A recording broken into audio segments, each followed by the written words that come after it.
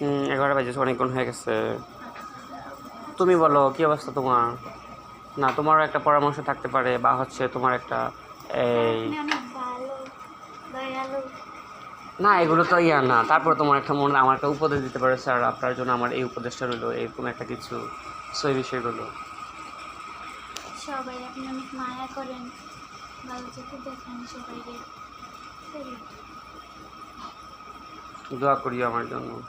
Sir আপনিও ওইটাই আমার আমার মানে এই বয়সে বা এতটুকু অবস্থায় আমি তোমাদের বেস্ট টিচার হিসেবে, হয়তো আরিফ স্যার তোমার বেস্ট টিচার হিসেবে মনে স্থান পেয়েছি। আমার আসলে অনেক বড় একটা প্রাপ্তি।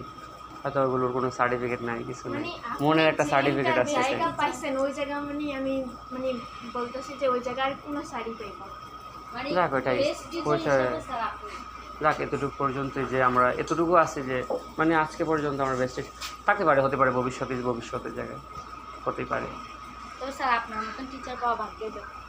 সত্যি কথা। অবশ্যই। এখন আমরা গর্ব করে বলতে পারলাম যে এরকম একটা স্যারের কাছে স্যার সর্বোপরি কথা হচ্ছে আমরা আপনার জন্য দোয়া করি, আপনি আমাদের জন্য দোয়া করবেন যাতে জীবনে ভালো কিছু করতে পারি।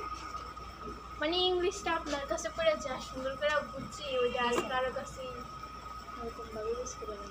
আর হচ্ছে যে কি জানি বলা হয়, শিটগুলো একটু ব্যবহার করার চেষ্টা করিও।